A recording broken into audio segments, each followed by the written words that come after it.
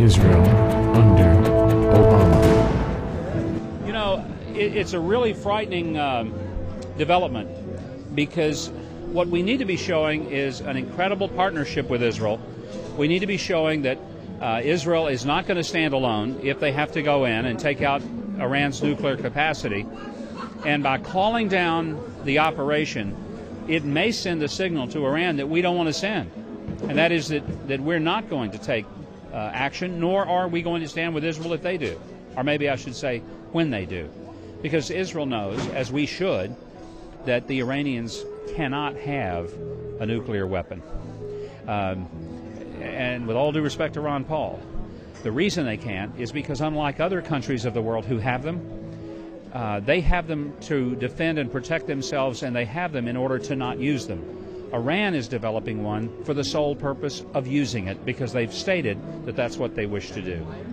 So what do you think of the administration that at every turn claimed to have, they say, no distance or an unshakable relationship with Israel, but because of political purposes, to avoid an Iran conflict and possible gas price increase during an election cycle, the administration is not pushing with the sanctions that Netanyahu has requested repeatedly, and in fact, given the opportunity, they're straitjacketing Israel at every turn. Oh yeah.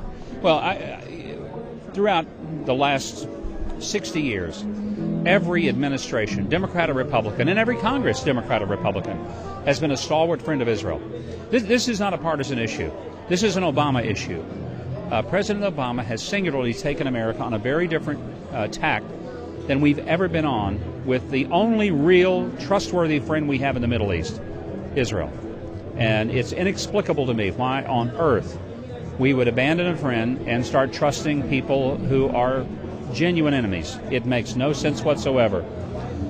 And all I can do is hope that we elect a different president this year, and not only a different president, but install a very different policy toward Israel. What do you think about Obama's treatment of Netanyahu at first, and then how Congress reacted to him? Well, you know, the body language of Barack Obama sitting next to Netanyahu showed, you know, I've seen that lady that sits there, and I think her name is Joellen Demetrius, or there's a couple other body language people out there on the talk show circuit, and you can tell the disgust that Barack Obama had towards Netanyahu, that this is an enemy of his, not just a visiting dignitary. And this is why, even though I've been against the birthers saying, you know, stop it, guys, I've been a courser. I believe that we need to see what classes he took when he was at Columbia and Occidental.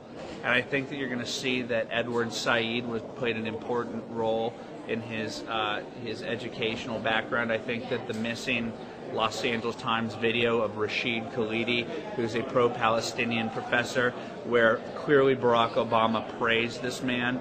The American media does not want you to see, especially since the American media is covering up so that Jewish liberals will see that we voted the most anti-Israel, most anti-Jew person in the history of this country, and that they knew that he had to get through that group of people, that donor base. Right. I would call them my brethren. I'm Jewish, the dumb liberal Jews who can't figure out that this guy does not have Israel in his interests. Yeah. It's so clear. Why are they hiding the Khalidi tape? It's never, now more than ever, we need to see what's on the Khalidi tape. From the LA Times? Yes.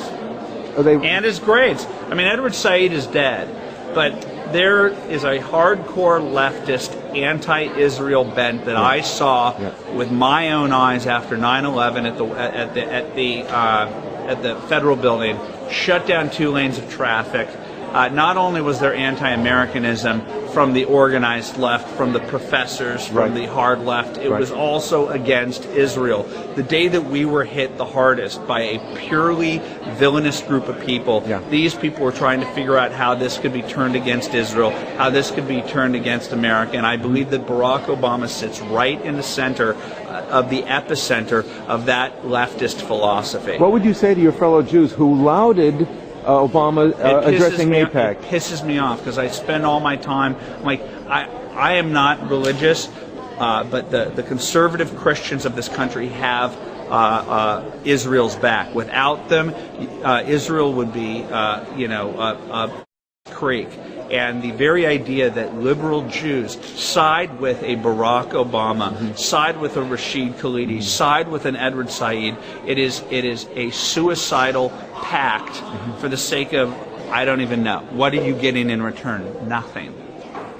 And in terms of those who would donate, support his re-election coffers?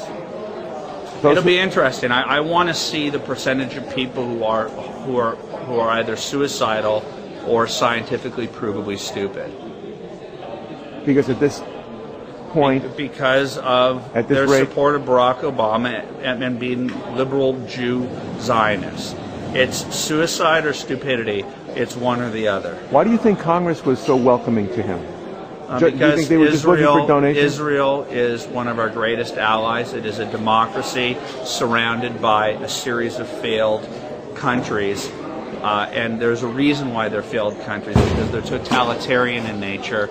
And, we need to stand by open democracies that have a belief in freedom and liberty and democracy and free markets. That's what America is. That's what Britain is. That's what England is. That's what Israel is. And we need to stand by our allies. You think Congress realizes that? Yes, I do. I think even some crazy lefty people like Jan Schakowsky is now getting booed. She's a nutcase. But on this, she stands up for Israel, and that group of hard leftists now want Jan Schakowsky's hide. You can't get a person who's more left of center. You can't get a person who's more insane, who's done more to organize the organized left. And for her to divert on Israel, these people want her hide. These people, the organized left, the professors in the humanities departments on campus have been anti-Israel. We've been brainwashing our kids in this Rashid Khalidi, Edward Said, Orientalism bullshit. For Arafatism. Yeah, Arafatism, which is hypocrisy, speaking out of one side of their mouth in Arab and then speaking another way in English. And all you have to do is look at the transcripts, and you see these people do not have democracy at heart. They don't see a future of coexistence. They are a warring faction who want Israel dead. Are you concerned about Islamists infiltrating this administration? Absolutely, because there's no transparency with this group of people. Until I get to see the Khalidi tape, I'm allowed to harbor doubts about this man and Israel, and this man and America. Israel under